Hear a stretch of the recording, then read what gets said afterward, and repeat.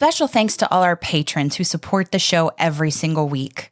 We couldn't do it without you. Head over to patreon.com/runeatdrinkpodcast and subscribe today for bonus content, exclusive happy hour live chats, and more. Patrons, you help keep the Run, Eat, Drink podcast going, and we're so grateful for you. Not a patron yet? Join us today at patreon.com/runeatdrinkpodcast. Help support the show by using our Amazon affiliate link anytime you shop on Amazon for running gear, food, beverages, or anything else the little gray trucks might bring your way. Just use runeatdrink.net/Amazon anytime you shop. It costs nothing extra. It's only one extra click, and it helps us keep the lights on and the bandwidth flowing. Just go to runeatdrink.net/Amazon, and we thank you for your support. Hi, I'm Jeff Galloway, and you are listening to the Run, Eat, Drink podcast.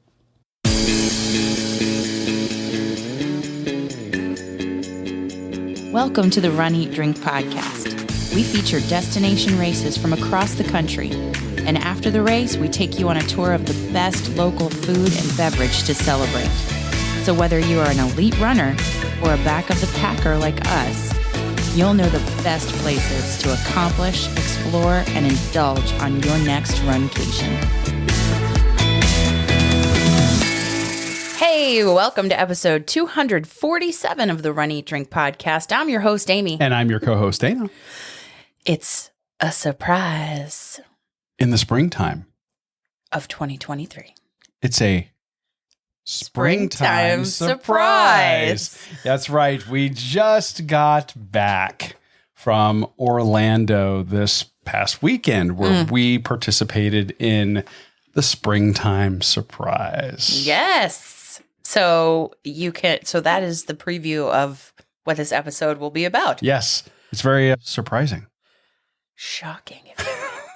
We got our Disney race done very early this year. Yeah. So, we've got a lot to tell you guys about when it comes to the springtime surprise, and I'm very excited to talk about that.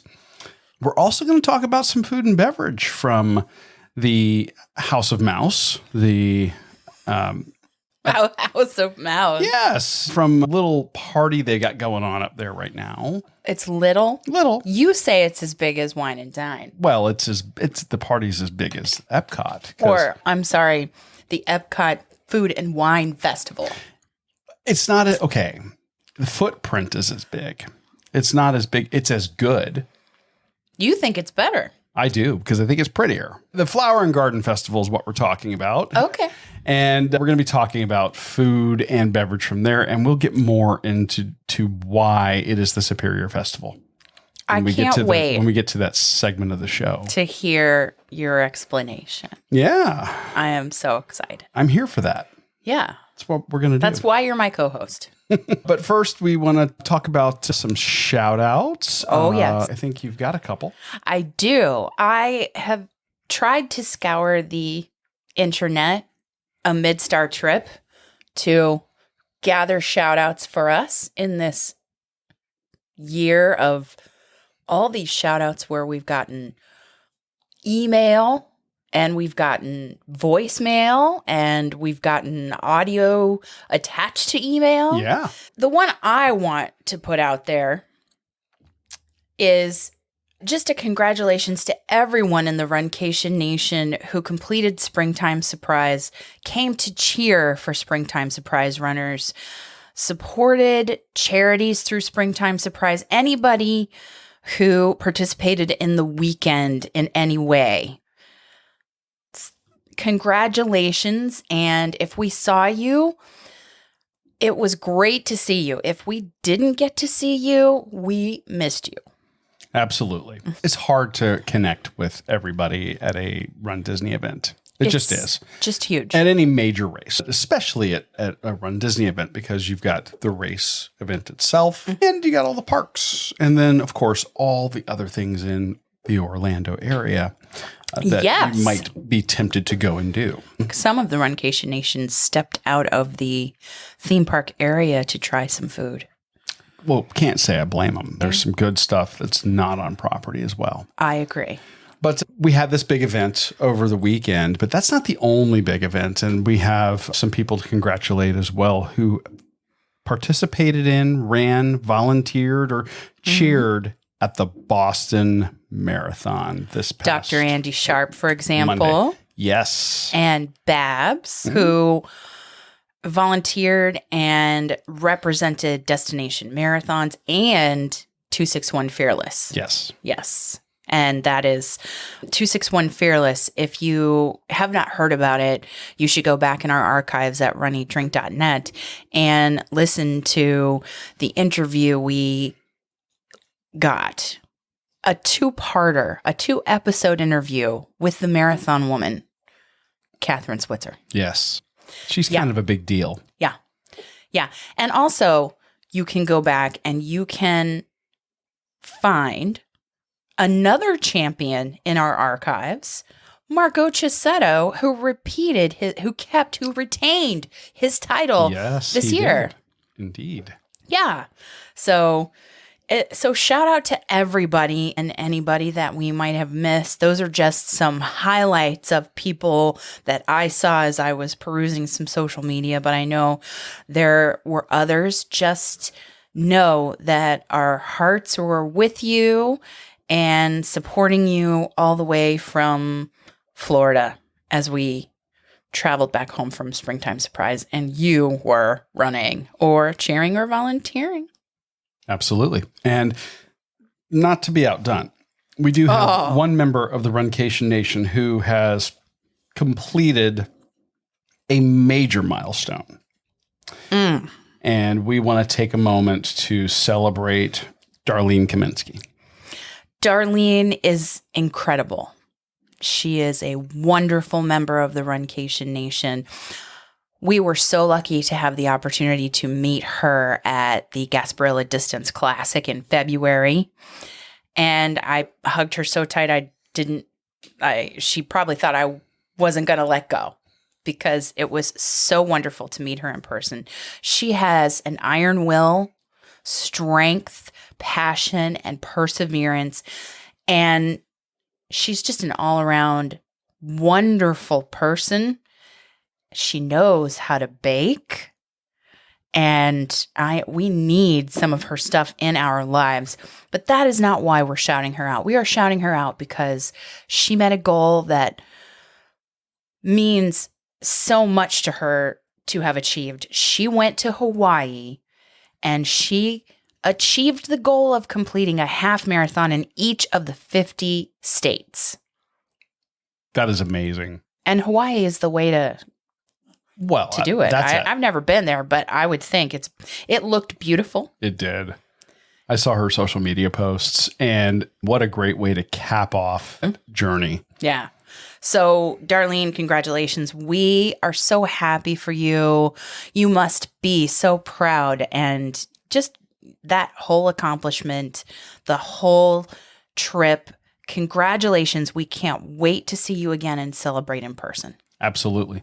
And hey, listen, if you want a shout out for you or someone else that you love on the show, all you have to do is email us at info@runeatdrink.net. That's info@runeatdrink.net. Attach short audio file, maybe record yourself on like the audio recorder app on your phone and then email that to us. That's certainly one way to do it. You could also go old school and you could type out your message and we'll read it. We do that, but we love hearing from you. Your voices. Yes, we want to hear you, but that's not the only way. So speaking of voices, you can also call and leave us a message at 941-677-2733. Yes, leave us a voicemail at 941-677-2733, and we will play it on an upcoming episode. Yeah, keep it to about a minute, and we will make you Runcation Nation famous. For you or someone you know and love that deserves a shout out, send it in. Shall we talk running? Let's talk running. Let's talk running. Okay. Training for the 2023 Springtime Surprise. And then completing the race we registered for. Yeah. I'm going to be the first one to say that I have been very lax in training since Gasparilla. I have been having a problem with my left Achilles where it attaches to the heel. And You have mentioned that I have mentioned that previously in previous shows. Yes. And I took some time off from running and focused on other aspects of training around that. And it really did help. I can say with no reservation, there's still something going on with my Achilles. So it's not over. It's not over. It's not over, but it's definitely better. And taking that time off did help. There's that for training. My focus around it was mainly some walking and resistance training. Yes. And that's kind of what I did to make sure I was still getting my heart rate up and doing some other training to help overall physical fitness. But yeah, I was a bad running student. What about you, who's been in direct communication with America's coach? Jeff Galloway. Yeah. I am an e-coaching client of Jeff Galloway's, and it was kind of hard to get back into the swing of things or find a stride as far as work, life balance, and training. It was tough. And in the difficulty of it, I missed some key runs. And I told Jeff that. I always tell him, listen, I just didn't.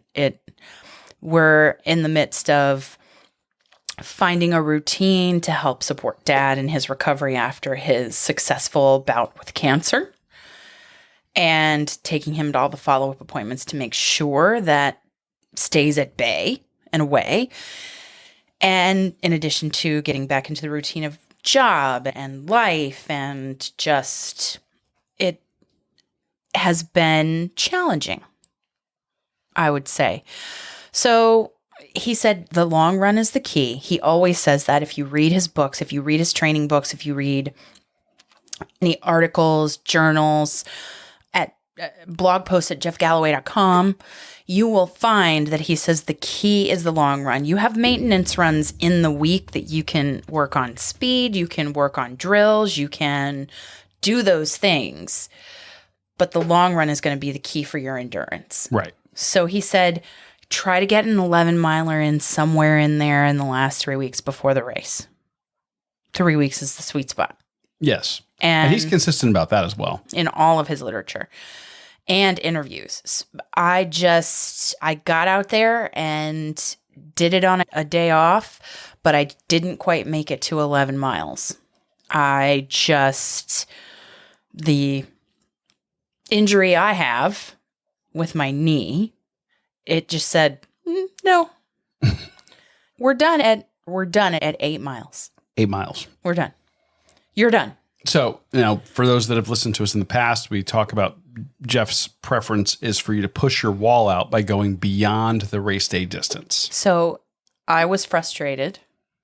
I should be thankful that I accomplished those 8 miles. And I need to be. And I am. But I always like to do what Jeff says. Sure. So the 8 miles that I completed. And then I messaged him and he said, well, okay. So right out of the gate, you need to walk. And if you are right by the balloon ladies, then pick it up with some 5:30, do some shuffling. Those are the kinds of things that you can do. And you also need to work on your walking cadence coming into this training season, because that needs some work. Yeah, and that's a good point for anybody who's looking at run, walk, run. Yeah. By the way, when you're looking at doing that, the thing you have to remember is that, yes, you're walking to erase some of that fatigue, but what you don't want to do is slow down so much that you are putting yourself in a deficit. Right. Right. Especially in a race like this where the balloon ladies have, once they cross the start line, it's a hard 16 minutes a mile that you have to maintain. Yeah. I was coming into this race weekend challenged. Little underprepared. Yeah. Okay. And fighting some IT band issues and some meniscus tears and that kind of thing. Yeah. And I had not yet had a chance to schedule any physical therapy around that and get some guidance there from the therapist. Yes. Who you're now back in training with. As of today. Very nice. So Getting therapy. that kind of lets people know like how we went into the weekend. Let's talk a little bit about the first thing. When you get to a Run Disney weekend, the big thing that you got to do is packet pickup and the expo. You do. It's true. So we got to the expo on Saturday because we were running on Sunday. A lot of people entered that virtual queue on Thursday. The first day of the weekend, and we didn't make it until Saturday, the day before the race. So we didn't really peruse merchandise. That wasn't our mission. The Run Disney merch specifically. Now, at the expo, when we got there, bib pickup is, as always, very efficient. Yes. Yeah. And they did that at ESPN Wide World of Sport. So we picked up our bibs. We got some pictures with some backgrounds, which I don't recall multiple backgrounds like that in PhotoPass photographers being there at Wine and Dine when we did our bib I pickup. don't think so either. That seemed new to me. Yeah. So if you have... Or I just haven't seen it before. If you have PhotoPass or as a part of your annual pass, or you have Memory Maker for your trip, then I say take advantage of it. And we took pictures with every single background. We did. We sure did. Why not? Yeah. And then we picked up our shirts, and that part was over in another building. At the Jostin Center. At the Jostin Center by the soccer fields, and we were seeing Soccer Academy going on at the same time. Yeah, now this is, I think, one of the few times. I think they've done it in the past where we've seen like softball going on. But this is one of the few times that we've had a sporting event going on at the same time as a race weekend where they're doing packet pickup and the expo and all that. So it was very packed at ESPN Center. We were parked way out in the back 40 when we arrived, and we arrived mid-afternoon on Saturday. So yeah, that was all going on. But then once you got into the expo, you were kind of unaffected by it. Yes. And the expo, I think it's not as big as pre-2019, 2020. I would agree.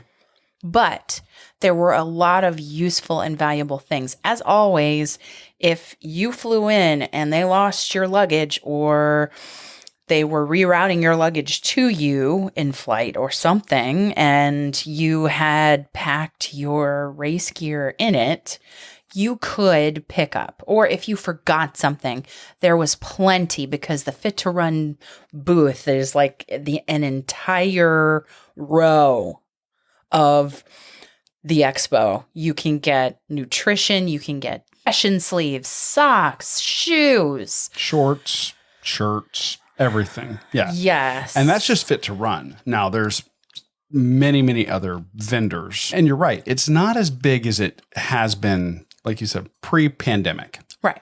I think it's coming back. It seems like it is. It seemed like it was more abundant in terms of booths.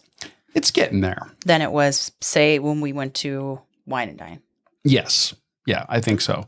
And they brought back more of the food vendors. So you had like Go-Go Squeeze was there. So you could get, it's nice. You put out all these free samples, and a lot of people use those as race fuel. And we've used them as race fuel before. And grab a few of those. They're more than happy to give you as many as you want. Took those out. Had like something called Go Nuts, which is like a nut butter. Yeah. And they were giving full jars I've never seen them at the expo before. I think they're Was new. that the first time? I think so. Okay. They're giving away full jars. I was looking for Athletic Brewing. I didn't see them. No, I didn't see them either. But and then sunglasses and Garmins and you name it. There's tons of stuff. Well, and as we were perusing Garmins, we met a lovely young man by the name of Trevor. Yes. From Toronto. We have made yet another friend from the Great White North. Yay! Yeah, we struck up a great conversation with Trevor over Garmin's because I was lamenting the fact that I couldn't get my Garmin Fenix 6X Sapphire to sync with our computer and do any software updates. He gave me a tip to do it wirelessly, which I tried. And then ultimately, my final diagnosis, Trevor, after doing all that, I had a bad cable. I had to order a new cable from Amazon. Isn't that what you try first? Isn't that what you always try first? It's always well, you know what? I tried all sorts of things, and the last thing I tried is what worked. Well, at least something worked. That's true. Although I was very tempted to get that new Garmin Fenix. Ooh. Very tempted. I almost pulled the trigger there. But I think we came away with something even more valuable, which is a new running friend. Yes. Who is, triathlon training? Yes, he's training for a triathlon, doing an Ironman. I cannot wait to hear how that's going. Yes. And he sent us a lovely email to info@runeatdrink.net. Is that info@runeatdrink.net? That's info@runeatdrink.net. Okay. Well, Trevor, thanks for hanging out with us, and thanks for checking out the show. We appreciate it. And sending us tips and information via email. Indeed. Okay, Expo Packet Pickup well-oiled machine. Yes. Very large. Let's talk about the race itself. Okay. Because and let me back up a little bit. Oh. The night of, we go to bed at like 7 p.m. We like around. Does anybody else do that? Because it's a 2 a.m. wake up for us, and around midnight, I see flashing lights coming through the window, and I wake up and go, and it's storming. And I'm like, whoa. Oh, yes, it's going to be another one of these. Here we go. Oh, thankfully, that all passed by the time we left. I brought my rain jacket just in case. Well, that makes one of us. Oh, okay. Well, so let's talk pre-party, course, weather, all that fun stuff. Yes. We were doing much of our preparation up in the hotel room, like yoga and an ice bath. And so when we got downstairs at the Hilton Signia, which is where we stayed this time. Not a sponsor, but could be. And it's a quite delightful hotel, as is the Waldorf right there. Its partner. Yeah. So we missed the pre-party. We did. Yes, but shout out to Mrs. Kim who supplied us some coffee. Even though we missed the coffee at the pre-party and the bananas and we stopped by the little coffee shop that is Muse. Yeah. Inside of the Hilton Signia lobby as we were waiting for our car to be brought around, and we got pre-race fuel. Yes, we did. Including caffeine, and you know how I am about that.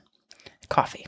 Gotta have a little pre-race coffee. So it's good. So we ended up driving, and I know you like to drive because then you think it is less walking to the corrals. And I think that since they changed the security scheme, that's different. And you could take the bus and I would agree. Walking? Less? Yes.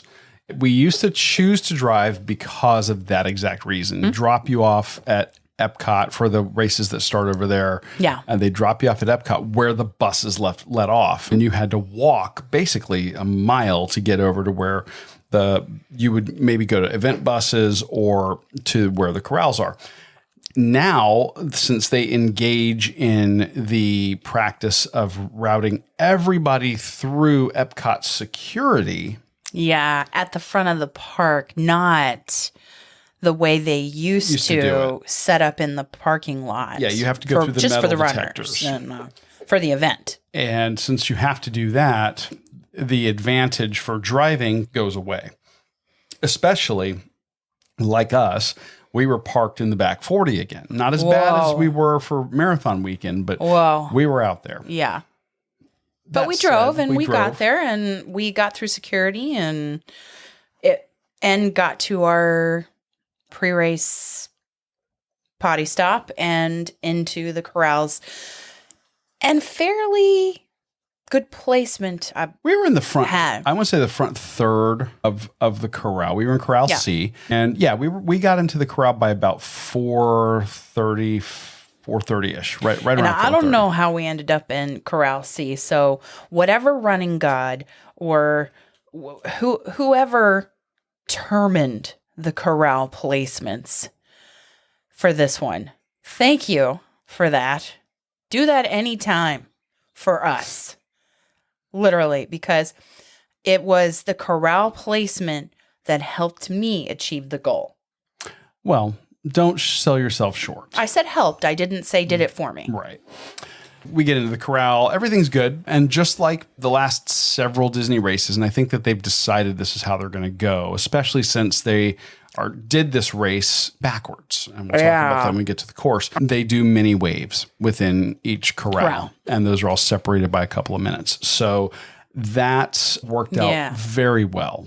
Yes, it did. And I think that coupled with the first mile of the course were the kind of magic formula to create less bottleneck and less crowded areas on the course going forward. Let's talk about the course a little bit. What happens with these Run Disney races is that they might have you do like a lap around a parking lot, and then they have you run between the parks. That tends to be the first part of the race.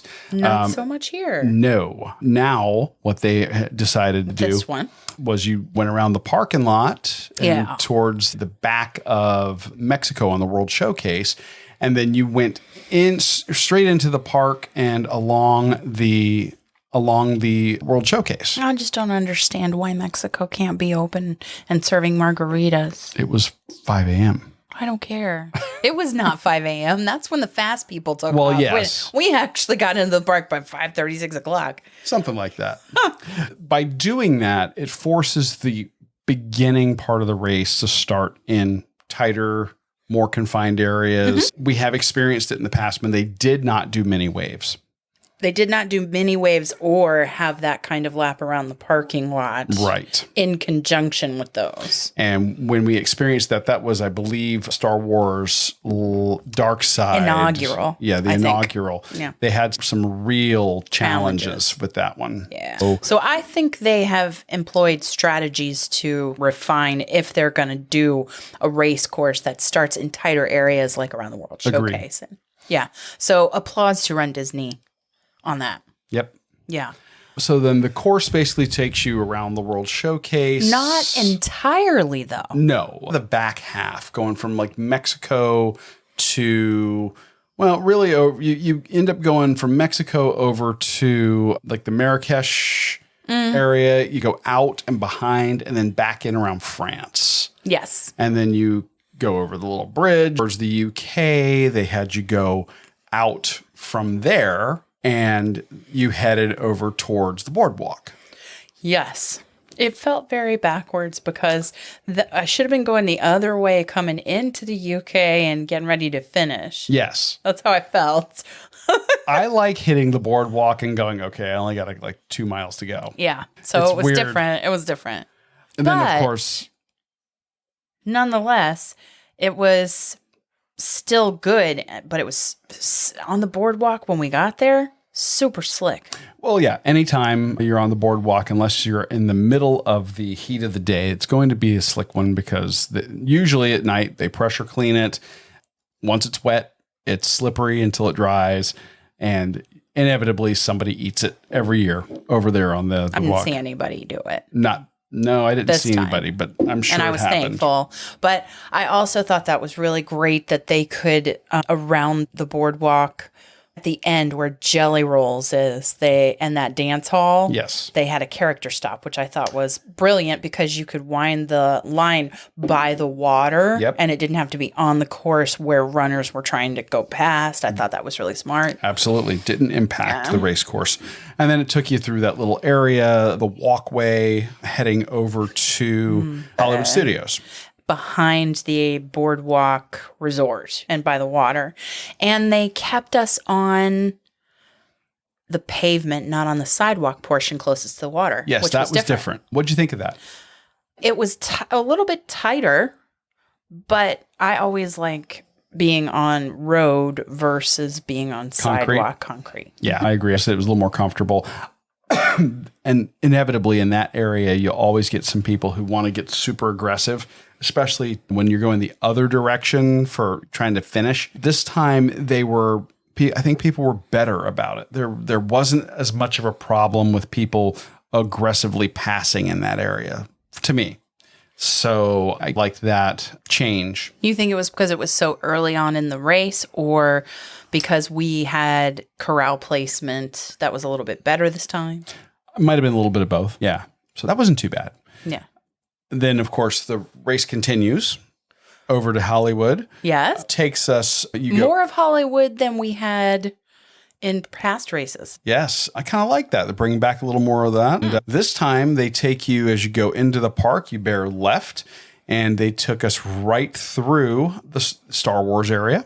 Yes, that was super slick. That was more slippery than I thought it was going to be. And I just... In spite of the rough textures, made to look like stone. It was, in my opinion, it was more slippery than the boardwalk. I agree. And I felt my shoes kind of slide a couple of different times, although I didn't fall, which was good. That is good. Once we got to Toy Story Land, I felt like a little bit more solid ground underneath my feet. Yeah, and I don't know. I think it's it's all concrete, stamped concrete, but I think that just the way they textured it in the Toy Story area was different. Better. And you're right, it did feel more stable. Running through Toy Story Land was cool because, of course, the theme of our race, the Toy Story 10 miler. And it was still dark. Wasn't it? Well, or the sun was just coming up and it's overcast anyway. But it wasn't bearing down on you, which was nice. It was overcast and it was humid as far as the weather goes on the day. Oh, yeah. But so I just felt like it was nice to see it that way. And to this point, we haven't said that going through both parks first, up to this point in the race, you have plenty of in-park bathrooms. Yes, that is actually really nice, especially since a lot of people sit in the corrals and sip their water. And you forget. Like, even if you don't sip your water, you've had like some kind of pre-race ritual where you've hydrated. So it's really nice to have that. And I took advantage of them. Every time we went into a park, I hit a restroom. So it was just nice to have them near. Yep. Along that first part of the course and not be waiting in line on the road at the porta potties, which are all well placed and plenty of them. Sure. When you do it. But that was just a nice change. And the PhotoPass photographers were pretty spread out. Yes. All through the park portion. And very well marked. You can't miss them. Bright green little tents and vests and plenty of lights. And that little light that precedes them. It's kind of, now I'm hearing in my head, caution, runners. No. Caution, athletes. Right? They've changed the verbiage of the recording. I think that you got a kind of snippet of it somewhere on the course. I think I saw you record it. I think I did, yes. Yeah.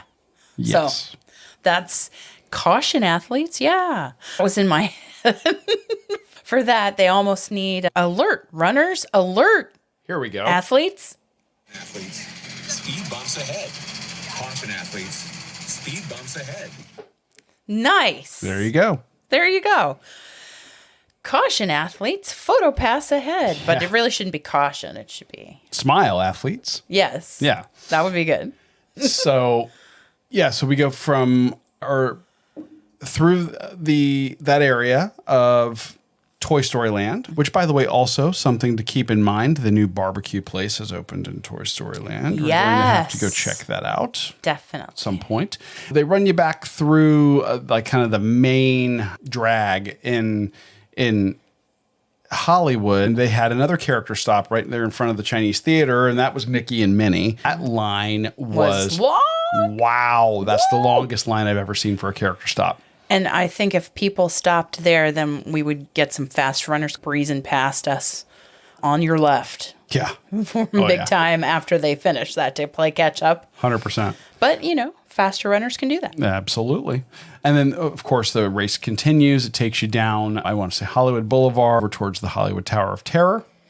And then we exit the park behind the Hollywood Tower of Terror. And that takes you out onto, what is that street? I don't know. I want to say that might be Buena Vista.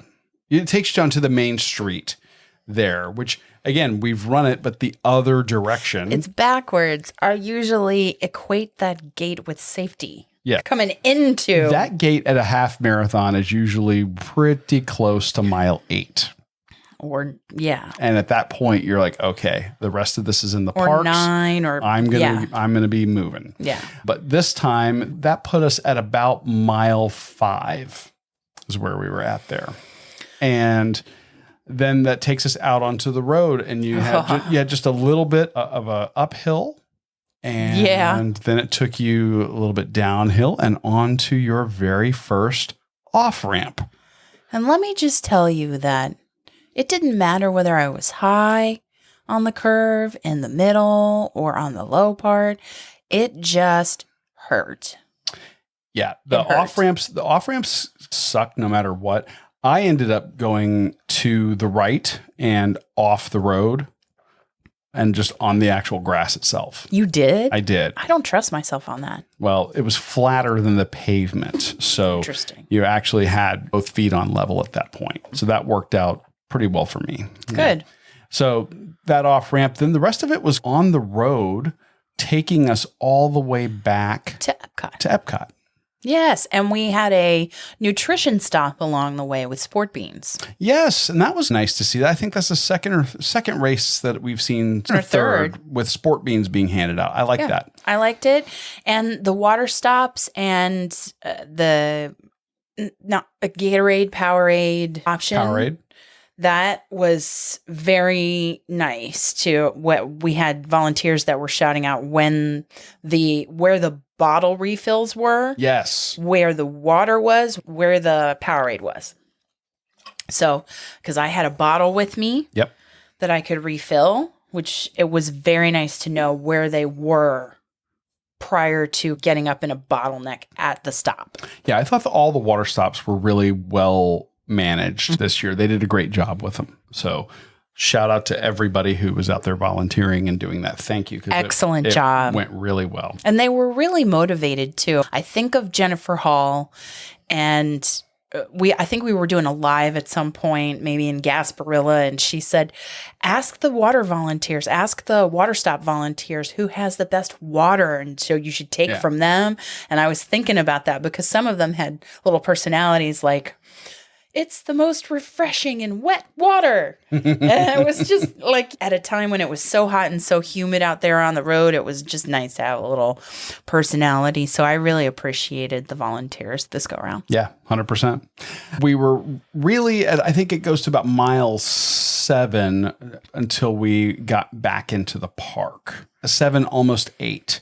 And then really the last part of the race was once you went back to Epcot and you headed into the front of the park from the road, I guess that's World Drive, then you had basically a loop around part of Living with the Land. We ran behind Living with the Land. We came back in to Epcot between Living with the Land. Actually, I want to say on the other side of Figment. And back onto the World Showcase. Yes. And then we ran to the left and around over by Canada and then headed over like past where the construction is and off to the right. And then you headed over towards the new cafe, Connections Cafe, and their new retail store. There's that little walkthrough that takes you over to the space-themed things like Guardians of the Galaxy, Mission Space, and Space 220. Space 220, yeah. And that is where you waited for me because at periodic times, I know I would have to stop and readjust my knee brace or I just had a whole lot of clunky and clicky moments on this course. So I was a lot slower. And between that and the restroom stops or stops for pictures along the way, we got separated and you were kind enough to wait at that area right before Guardians of the Galaxy there at the Connections Cafe. Yeah, that was like mile 9 points. It was really 9.5. close. Really close. Yeah. And then we were in some backstage areas on the way to the finish and came upon the choir which was great. And I was looking for Jeff Galloway because he's a character stop, and I have not been on a course where he's been a character stop. This is that I have encountered him. Right. Like, because I was swept at Wine and Dine. So to have the experience of Jeff as a character stop, like right there at the finish with Carissa and all the announcers, it was wonderful. Absolutely wonderful. Yeah, we were able to actually get some time with him and take a selfie. Yeah. You got to hug him. Yeah. It went really well. And it was great because we got to see him right there, hear them announcing it, and then we were able to run it on in. Yes. And I got to Riley shouted me out because of the kilt, and Carissa shouted out the Run, Eat, Drink podcast. Thank you, Carissa. Yay. For doing that. Yay. And then we got the medal. And I really like the medal because it was a spinner without being a potentially dangerous to pack spinner. Yes. If you're flying and you... Explain to people what you mean by that. What I mean by that is the medal itself was a round medal, springtime surprise. It had Buzz and Woody, but then it had the little aliens from the club. Yes, the Toy Story aliens. We've been chosen. That they spun their tiny little ones around the logo that says Disney Pixar Toy Story 10 Miler 2023, and they spin. They are just little spinners within the broader medal. Yes. And the medal had pink and yellow and blue, two kinds of blue, and it was just... I liked it. I thought it was a little bit thinner than years past. It is. It's a lighter, thinner metal. Yeah, it's not as hefty. Yeah. But it looks fantastic. So I was very happy with the overall medal. Yeah. And we mentioned we picked up the shirt. Yes. You're not a huge fan. Which has the similar design to the medal. We picked up the shirt, of course, the day before at the expo, but yeah, Amy's not a fan of the gray color of the shirt. It's like a light gray. I understand that it made all the other colors, like the blue and the red and the Made 'em yellow, pop. and made them pop. But I think you could choose a different color. I don't like gray. Well, that's okay. It's okay. I'm sure it'll be cool in this Florida running weather in Yes. summer. Thanks for that. And I'll step outside of my comfort zone. Maybe. She's not going to wear it. So, okay.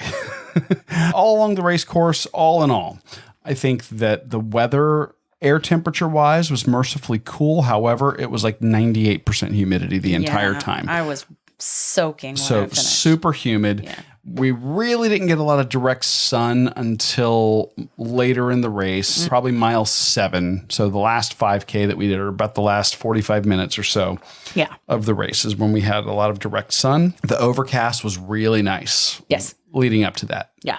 So No rain. No rain. All the rain moved out, Good. but all the roads were wet and all the running surfaces were wet. I think that overall, this was a great race event. I enjoyed it. And even though I had to it was a mental challenge to stay in the positive space in my head when I was challenged with my knee. Yes. I think it was a good exercise for that mental strength. That's a muscle that you have to work. That keeping those positive mantras going and focusing on the things you can control, like hydrating, like nutrition, like counting.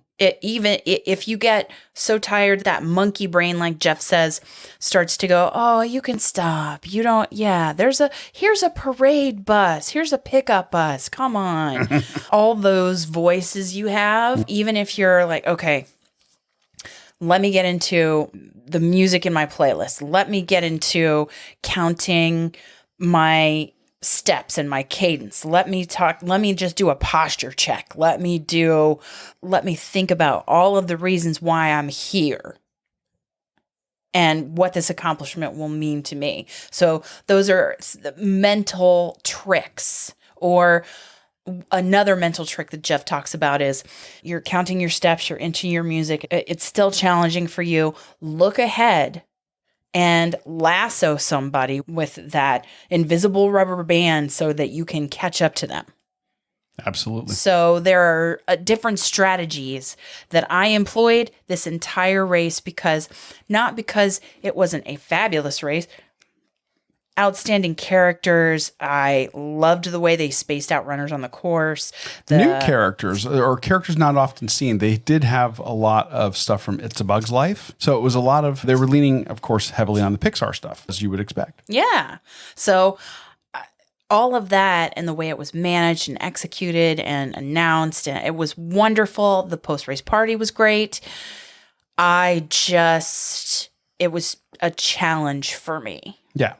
But it was a great challenge. And some races are like that. You could have trained and hit all the milestones you were looking for in training and still had a rough day with the knee if it's not cooperating. Sure. No, you did phenomenal. And those are some good strategies that Jeff Galloway knows what he's talking about. 100%.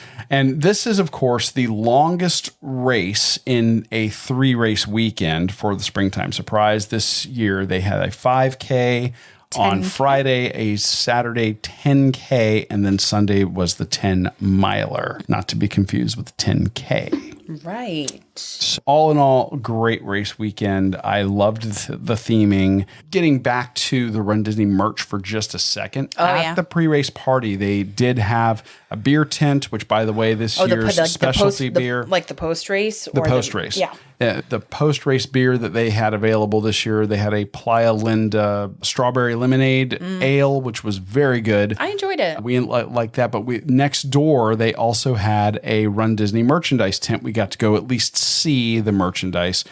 For me, in person, because we didn't bother going over to the special store that they had set up at the expo. For me, the merch didn't call to me, but one thing I did notice that they did have, which I think might be new, those little backpacks. The Loungefly backpacks. They have backpacks for everything. They did a specialty backpack for this race, which was really cool. It was cute. That was, I think, the winner of the merchandise area. Yes. But not enough to get us to bite and buy anything. Yeah. So that was our experience. Hey, I would just like to say a shout out to the Raw Threads folks and the Boulder Athletic Wear folks and the Sparkle Skirt folks, because they were fabulous in getting me what I needed for my costume. I ran as Merida. Yes. And the Brave shirt was beautiful from Raw Threads and held up very well in that weather. The Boulder leggings, the Dart leggings, they had plenty of pocket space, and the Sparkle skirt that was just the perfect color for Merida. And it was so comfortable. And I just really appreciated the apparel. So not sponsors of the show, but thank you. Yeah. Because I felt pretty. And the costume was great. Mm-hmm. You did a great Thank job. you. Yeah, so that is our experience with the 2023 Springtime Surprise. I think that if you're looking to do a Disney race weekend and you're considering which one to do, given that this one coincides with Flower and Garden Festival, I think this is a really strong offering for people who are looking to choose which one they should do.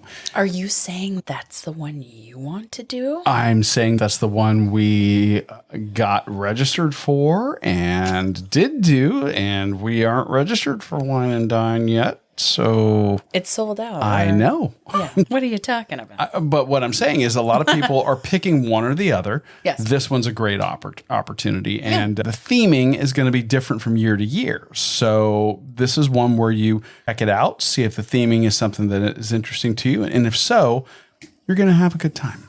And it might draw you in 2024 because it's at Dana's favorite festival.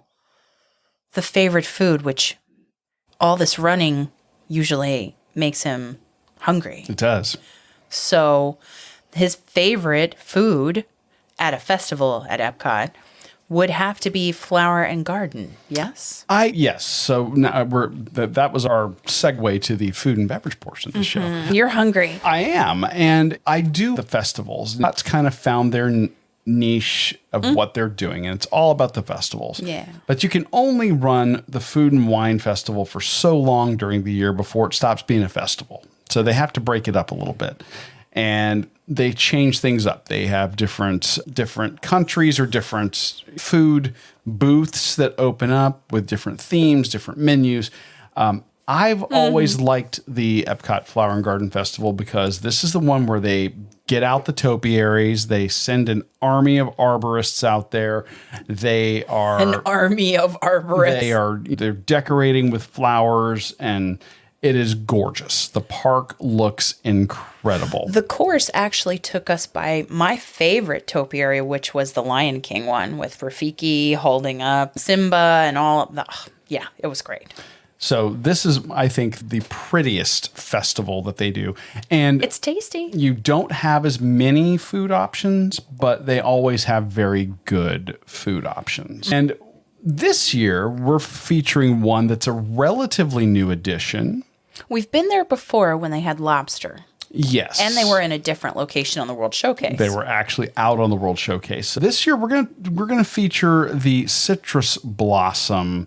Let's call it a booth, for lack of a better word. In the Odyssey building. But I was going to say, they moved from a actual booth into the Odyssey building, which is also a space that was neglected for a very long time. I love it. I think that Disney's now figured out, like, oh, here's some things we can do with this space. And I love what they do. And the citrus blossom is not country specific in what they do. What they're showcasing is the use of citrus in food and drink. Yes. Which I think is excellent. This change in location and also their food offerings were tasty. Yes. And their beverage offerings were strong, and we didn't even have them all. No. And it featured one of my favorite non-mainstream characters, the orange bird. Yeah, the orange bird, like, people love the orange bird. I love the orange bird. I want that sipper. I do. When we go back, because they're running the flower and garden right up to the food and wine summer. When we go back there, I want that orange bird sipper. Okay. So without further ado, let's let you hear our review of the offerings that we were able to sample from Citrus Blossom at the Odyssey building on the Epcot's promenade, I guess, of the 2023 International Flower and Garden, 2023 Epcot Flower and Garden Festival. Hey, Runcation Nation. Are you ready to celebrate all things Orange Bird? Well, that is what we're doing here at the Citrus Blossom inside the Odyssey Pavilion at Epcot's Flower and Garden Festival 2023. I'm so glad they used this for something now. This was such a neglected space for so long.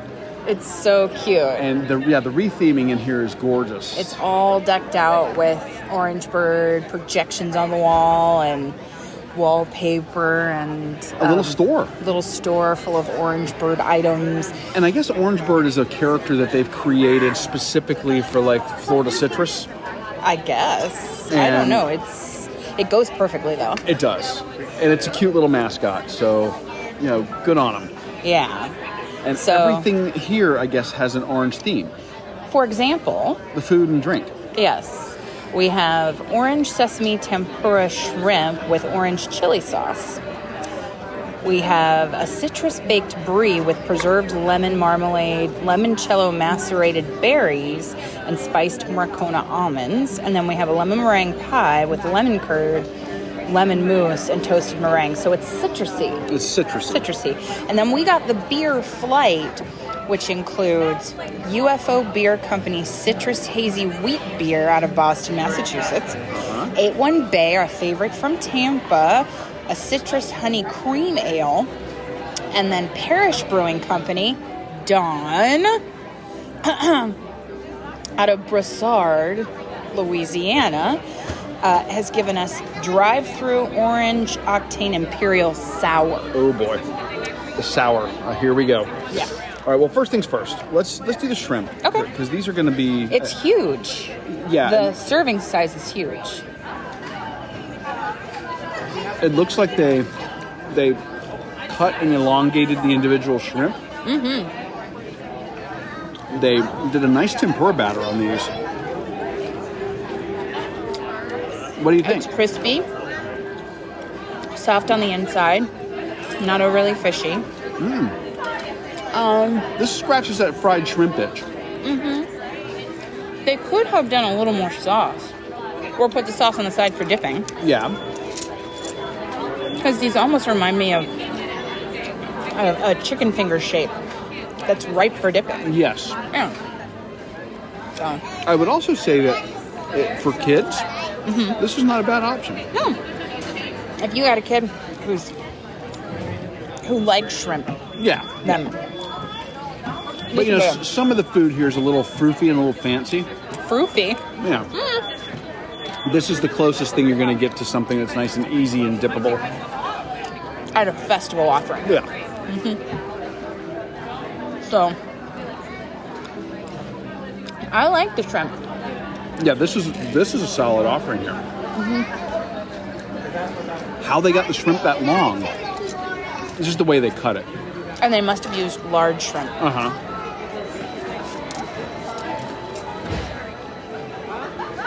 Yeah, this is probably a good U8 Yeah. size shrimp.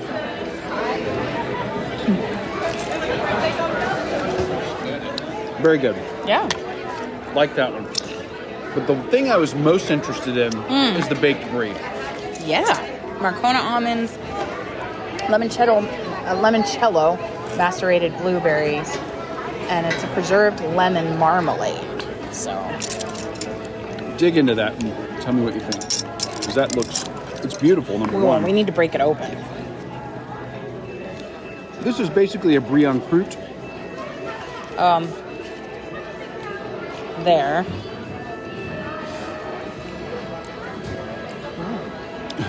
She stopped and went, ooh. The marmalade is nice. Lemony. I'm trying to get a perfect bite, you know, Right. with everything in.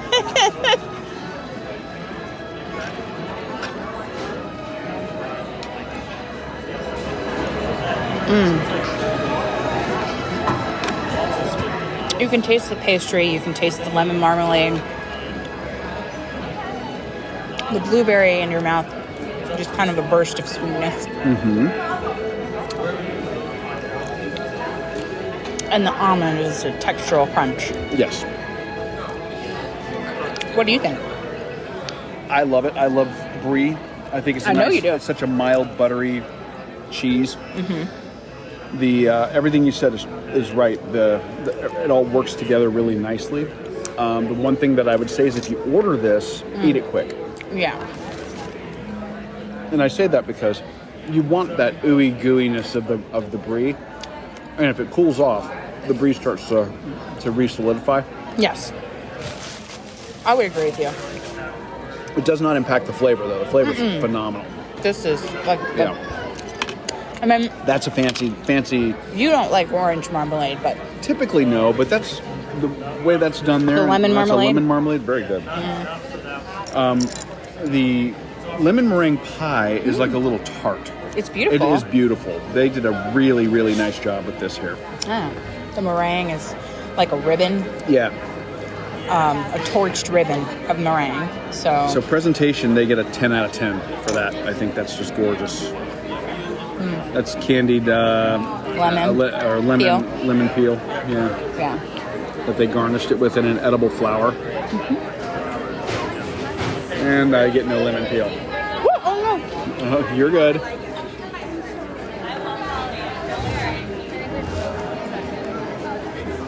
Tell me how it was. Great. She ate the last lemon peel. Can you I didn't believe know. that? I'm sorry. Can you believe that? You ate the last shrimp. You had a shrimp. What do you think of that? I think it's great. The custard on the inside is Tart. sweet, pillowy, kind of whipped. Yeah. So it's got a little aeration in there. It's not really dense. The meringue is very light and fluffy and perfectly sweet. Not too sweet because sometimes you can overdo it with sugar. Right.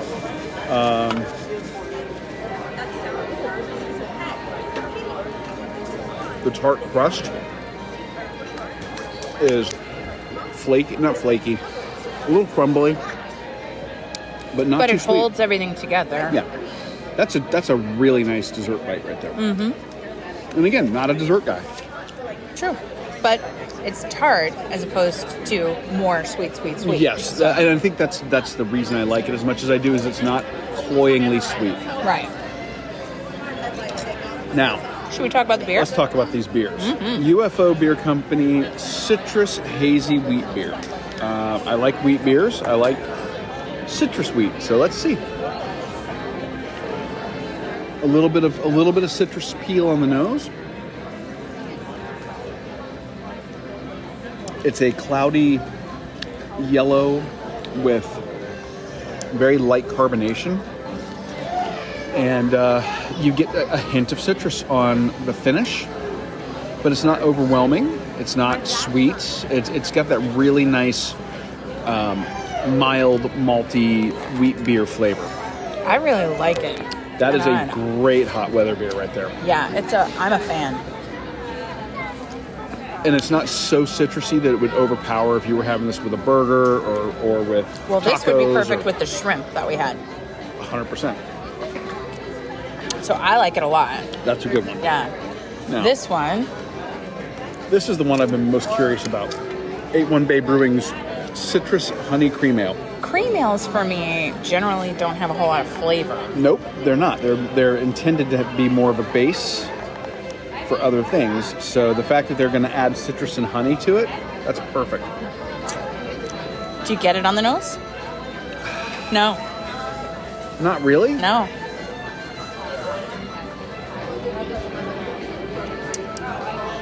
A little higher carbonation.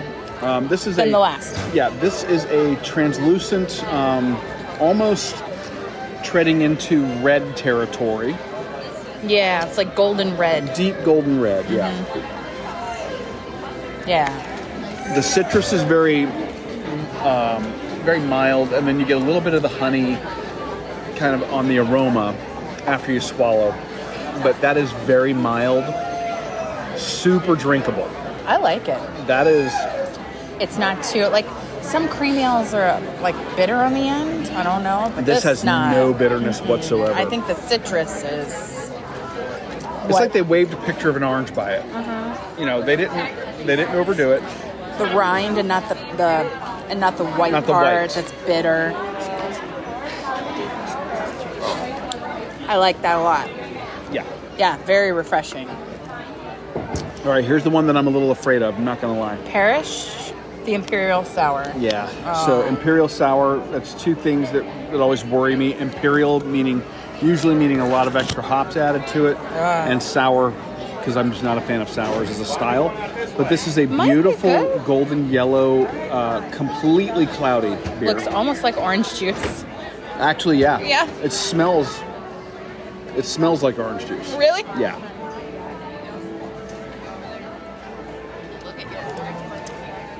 Oh, Oh, look at you. And that facial expression is saying, like, I'm surprised with this. very much so. I like that. Oh, it's like an alcoholic carbonated orange juice. Yeah. That's what it is. The sour is not like a lemon. It's like, not hurts your overpowering. lips. Yes. No, that is surprisingly good. I would do a whole pint of this. I would too. Oh, in a heartbeat. But now that one has the strongest citrus flavor of the three. I say yeah. The others are subtle. Yeah. So the beer offerings here are And they had like a wine one I was interested in. Winners. That, I mean, I'm short of getting the whole menu, which is basically what I almost did. Except for on the beverage front, there is an orange lemon smoothie that's in a an Orange Bird sipper. That may make its way home after we're done here in the World Shook. I see.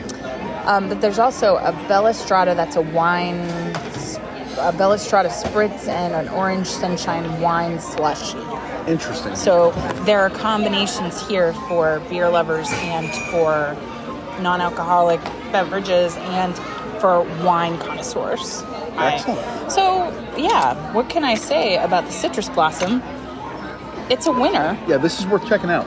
100%. And you can come in here and get some AC and kick back for a little bit. There are nice themed tables set up. It's overall, I think this is a winner in every way here at the Epcot Flower and Garden Festival. Orange sesame tempura shrimp with orange chili sauce? Yeah. I think that might have been my favorite food offering that we had. I could have had that whole thing all by myself because quite good. Generous serving. And I don't know, of the beers, I'm not really sure which one was one that I would hunt outside of the park. We had 81 Bay, the Citrus Honey Cream Ale. We had Parish Brewing. Mm-hmm. Shout out to Dawn. The Orange Octane Imperial Sour. And then we had the Citrus Hazy from UFO. That was a wheat beer. Out of Boston. Yeah, and that one's always good, but I am very partial to 81 Bay Brewing, being a Tampa boy, and that's Tampa Brewery. But yeah, the beer offerings were strong. There's an Orange Sunshine wine slushy that we didn't get, and I just want to try that when we go back for the sipper. We're going back for the sipper. Okay. I just want you to know. Well, anyway, it was like fabulous. We have a plan. It was fabulous. Stay tuned for more accomplishing, exploring, and indulging next week and the next time we go, where you hear about Amy getting the sipper and what she puts inside of it. Stay tuned. It's not going to be next week, but coming up at some point soon. But before we go, we really want to ask you to share the show with your friends, with your family. Share it on social and tag us and help us grow the Runcation Nation with some of your favorite people. Tag us when you share your story or create a post about us. We are at Run Eat Drink Podcast on Facebook and Instagram and at Run Eat Drink Pod on Twitter. Share us on social. We get to meet people at running events like this, but sharing on social helps us create community in between the Runcations. Absolutely. So thank you for joining us for this episode in 2023 on your long run, your commute to work, around the house, or wherever you are. I'm your host, Amy. And I'm your co-host, Dana. Stay safe and well, and we will accomplish, explore, and indulge with you really soon. Thanks for listening to this week's episode of the Run, Eat, Drink podcast. We're having another great year thanks to your support. Don't forget to follow us on Facebook and Instagram. We're at Run, Eat, Drink Podcast. And on Twitter, we're Run, Eat, Drink Pod. You can also give us a call at 941-677-2733 or send us an email at info@runeatdrink.net. Visit our website at runeatdrink.net and click on the subscribe link so you don't miss a minute. Find out how you can support the show at patreon.com/runeatdrinkpodcast. Accomplish, explore, and indulge right along with us. We'll talk to you next time.